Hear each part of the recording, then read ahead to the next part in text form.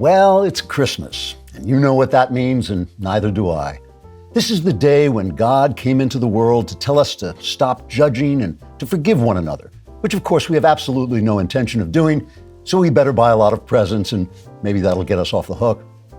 Also, we can gather around the television and watch A Christmas Carol, in which Scrooge learns to love his neighbors and give his money away, and that always brings a tear to our eyes because we're not going to do that either. For one thing, my neighbor's a jackass. Plus, it's my damn money. So stop bothering me. I'm trying to watch A Christmas Carol. Now, on the first Christmas Eve, as we all remember from a Charlie Brown Christmas special, the shepherds were watching their flocks or washing their socks or something with ox in it. Although actually the ox was in the manger with the baby Jesus, probably washing his socks. I don't remember the story exactly, but I think there were some wise men who came from the East, maybe the Hamptons, possibly Persia, and they gave the baby expensive presents like gold and frankincense and myrrh. And Jesus was probably like, what am I going to do with myrrh? I don't even know what that is. And the wise men were like, just take the presents and stop telling us to love our neighbors, okay? Because believe me, if you knew our neighbors, you wouldn't be saying that. Which, if that's any indication, they were probably from the Hamptons, since some of the people in Persia are actually pretty nice. And because Jesus was born, everybody changed and became good. And you could tell everyone was good because they had signs outside their houses that said love is love and no one is illegal.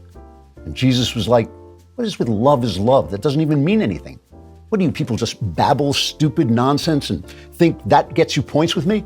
Plus, if no one is illegal, how come when all those illegals came to Martha's Vineyard, you bust them out of there so fast, Jill Biden could only say they were as unique as a breakfast talk because she didn't have enough time to get to O before the whole combination plate was back on the mainland.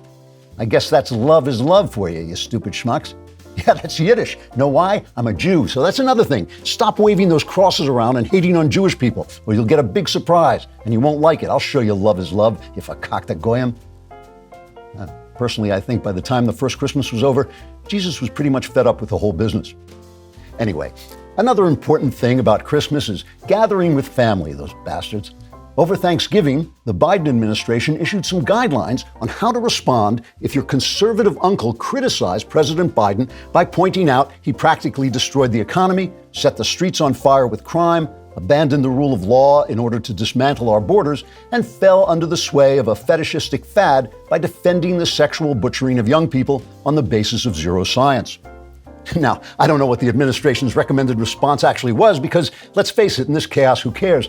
But I thought it would be a good idea if we conservatives could issue some guidelines of our own on how to respond if, say, your leftist brother-in-law should come to Christmas dinner and start spouting off about how Donald Trump was a threat to democracy because of some damn fool thing he thinks happened that obviously didn't. Now remember, it's Christmas, so you don't want to start an argument and ruin everybody's dinner. Just quietly take your brother-in-law aside and show him the pictures you took of him messing around with the pool boy and tell him the next time you storm the Capitol, you expect to see him right there next to you, smearing crap on the walls of Congress like any other good patriot. So, that's my Christmas message this year. And remember, Jesus wants us to love and forgive one another. So buy a lot of presents because basically that's all we got going for us. And don't forget the myrrh.